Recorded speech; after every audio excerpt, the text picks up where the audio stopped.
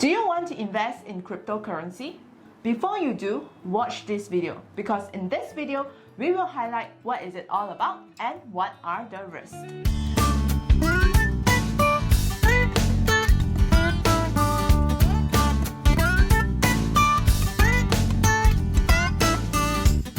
Before we get started, our channel is all about money and self-development tips. So if you haven't joined the family yet, remember to hit the subscribe button down below and let's get this started.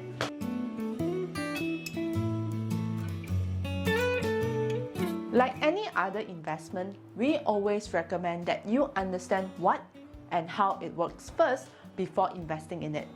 And so to understand what cryptocurrency is, let me give you an example. Let's say I would like to buy a lipstick from Sephora and it costs 100 ringgit. I would use my credit card to pay for this transaction. And the moment I swipe my card, a message will automatically be sent to the bank to deduct 100 ringgit from my account and add 100 ringgit into Sephora's account. And this is usually how a transaction would look like.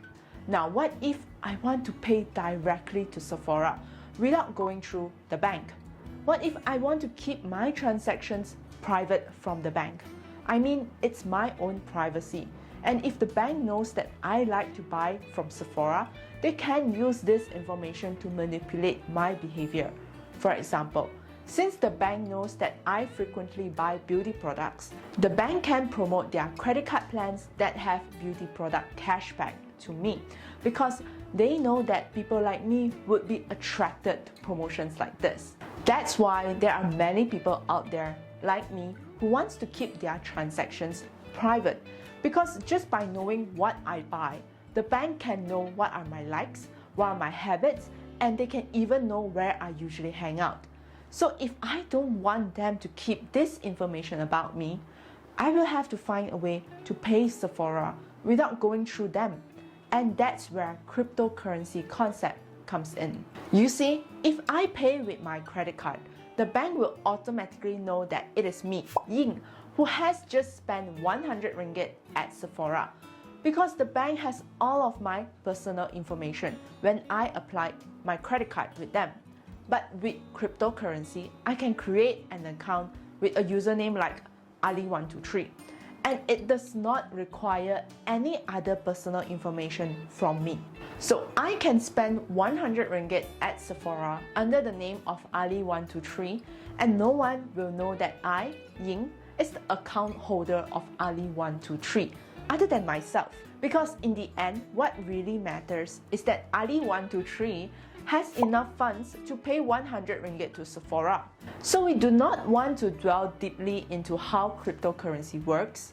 We just want you to understand the basic idea of how it works and why we personally don't invest in cryptocurrency. Number 1, it lacks usability. Cryptocurrency is not a currency, so it cannot be used for your day-to-day spendings. Most of the time, people buy crypto as a form of investment and nothing more. And this can be very risky because unlike shares, even if the share is not performing, I still own a portion of the business and I can get some dividend payout from that business. But if crypto trading is no longer popular, not only you cannot sell it, you cannot even exchange it for anything else, since most retail stores out there don't accept cryptocurrency. Number 2, there is no administrator. Since cryptocurrency is a digital asset, it can be at risk if you face technical errors, like what if a virus corrupted your computer where you keep your token, or what if your hard drive is broken, or the most common scenario that happens to almost all of us is what if we forgot our password. And this is exactly what happened to a programmer named Mr. Thomas. He forgot his password to his 20 million ringgit worth of Bitcoin account. And since there is no company or middle person to reset the password for him, he is stuck with 10 tries and he is now only left with 2 because the 8 tries he did before was all the wrong password. And if he still cannot remember his password, the Bitcoin account that he owns will be lost forever. Forgetting password is not the only concern. What if I accidentally key in the wrong amount to send? Like instead of 100, I key in 1000. Or what if I transfer to the wrong wallet? I'm not a tech-savvy person, so I need strong support if I face a technical error. But as this industry is still so young and it is not supported by any government regulation, who should I refer to when I face such difficulties?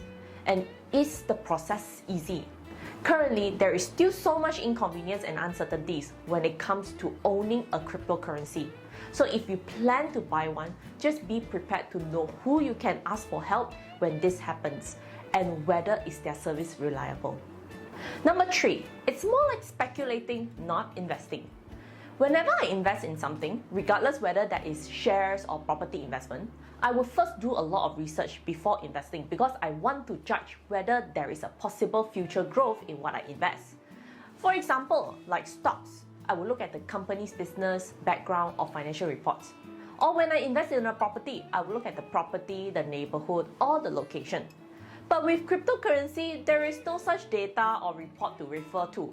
I have nothing to base on to help me determine whether this is a profitable investment.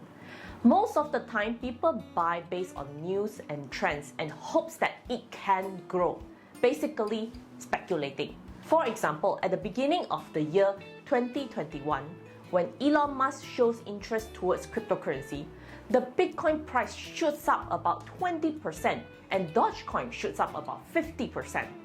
But recently, when Elon Musk rejected Bitcoin, the Bitcoin price immediately dropped back down 14% within the 10 minutes. And this has happened many times before. Just a few comments from influential people like Bill Gates or JP Morgan can affect the prices of cryptocurrency. And we do not know when will this happen. Of course, earning about 20 to 50% increase in a day is great, but the drop is not something that many people can take. In the year 2017, when Bitcoin was first released, its prices shoot up from $1 to $32 in 3 months. But in the same year, the price also dropped back down from $32 to $2. That's a huge increase and a drastic drop.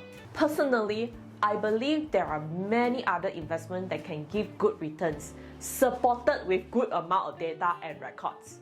But with cryptocurrency, it is merely just based on news and rumors, and they may not be reliable.